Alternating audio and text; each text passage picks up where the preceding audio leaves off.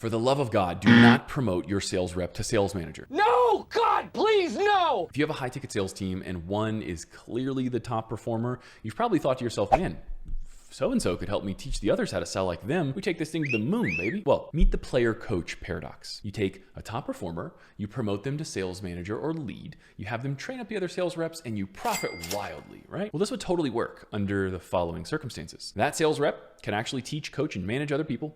You can stomach a dip in cash flow for a few months, and they are okay with making less money with more responsibilities and stress for at least a quarter. If that's your reality, give it a go. If it's not, keep listening. Now, to quote the great Ron Swanson, don't half-ass two things, whole-ass one thing. Because a sales manager is selfless with their time, and a sales rep is selfish with their time.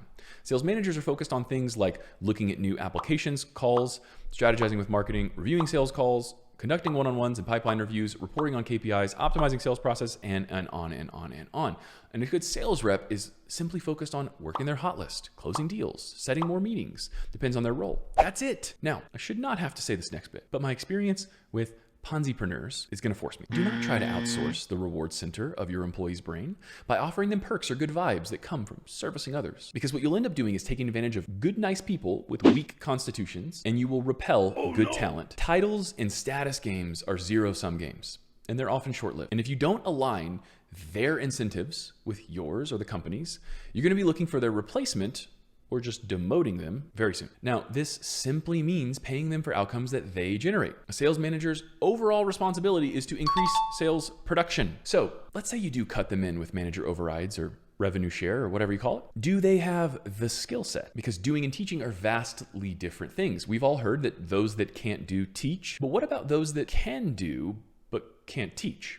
Now, if they're an agreeable person, which sales reps often are, they'll say yes, and that may lead to a significant deterioration of your sales work. So picture this. You lose your top producer's stats, and because they're focused on the rest of the team, you get your time back, so you're super psyched, and you kind of dig in to trust the process. They start throwing shit at the wall, and best case scenario, they get one or maybe even two people to replace their previous production. And so they're in KPI and they're just doing the same amount of revenue that you're already doing with that one person. That's best case in the short term. Now, long term, if no variables change like lead flow, it's not bad because you could add other sales reps and you could kind of slowly stair step your way into increased sales and revenue. Not bad. But the unfortunate reality is that this person is going to begin to realize that teaching others how to do what comes naturally to them is really hard fucking work. They're going to see their paychecks get smaller considerably. And since you're a startup and can't necessarily afford a salary to pay them while it's all still being figured out, it's very likely that they want to eject from that role or from your company entirely. I have seen dozens of sales reps get bored,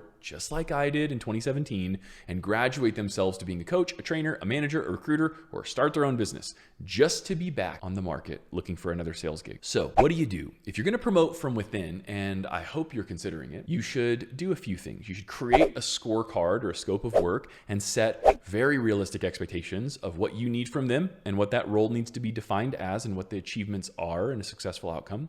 Have honest conversations with them about expectations for earning short-term and long-term, and look at the good and bad outcomes. Do not just sell OTE. Like if everything goes well and we hit all our numbers and we exceed target, you should set those targets, but you should also be realistic based on previous and existing data. You should also get the team's buy-in. And if you don't get their buy-in, prepare for turnover. You should also expect a little bit of chaos and a settling period, an adjustment period. Now, privately, you should also give yourself a reasonable timeline or sample of data before you make any rash decisions or pull a ripcord. And if none of that sounds fun, the good news is you can hire me to run the team for you right now.